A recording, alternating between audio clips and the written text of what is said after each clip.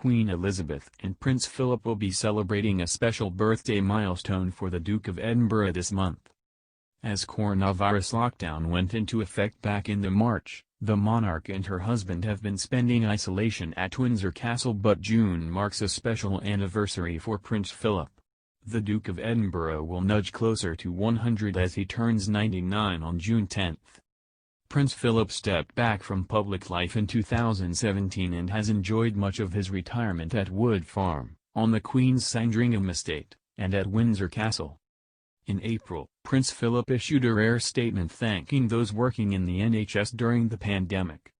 He wrote, "As we approach World Immunization Week, I wanted to recognize the vital and urgent work being done by so many to tackle the pandemic, by those in the medical and scientific professions, at universities and research institutions, all united in working to protect us from COVID-19.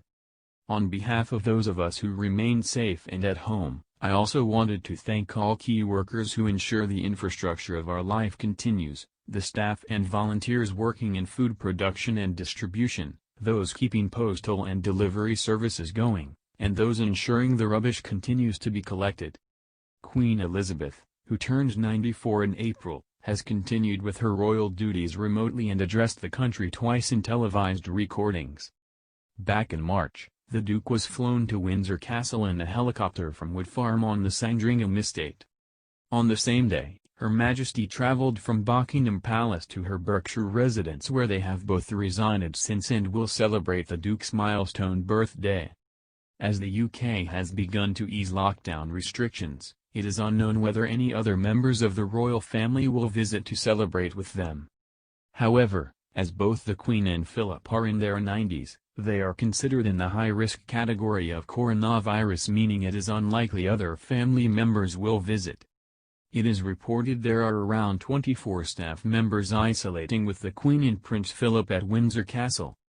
The royal household has been split into two teams of 12 who work around a schedule and are able to see their family but are frequently tested for the deadly virus before returning to work.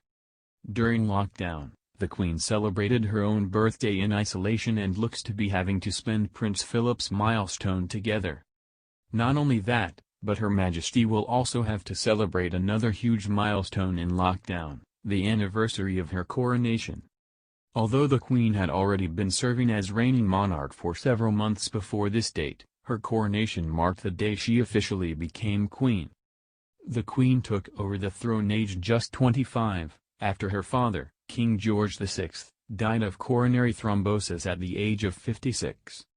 The planning process for the coronation began when the young then-princess was only 11. Her Majesty's father asked Elizabeth to pen a review of his own coronation in 1937, so she could understand all the elements involved. According to Vanity Fair, the future Queen wrote, "I thought it all very, very wonderful, and I expect the Abbey did too. The arches and the beams at the top were covered in a sort of haze of wonder as Papa was crowned, at least I thought so."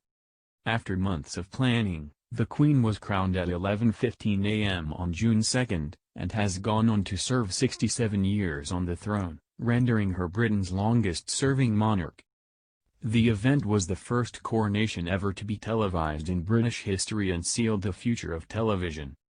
More than 20 million people tuned in to watch the service, outnumbering the radio audience for the first time ever. The BBC's coverage of the coronation was broadcast all over the world. Following the day's events, the Queen made a broadcast to the nation on the evening of her coronation, thanking the public for their support. She said, "Throughout this memorable day I have been uplifted and sustained by the knowledge that your thoughts and prayers were with me. I have been aware all the time that my people, spread far and wide throughout every continent and ocean in the world, were united to support me in the task to which I have now been dedicated with such solemnity." Philip and Queen Elizabeth II will be happy to be in one another's company during these unprecedented times and have weathered their fair share on national crises together during their 72-year marriage.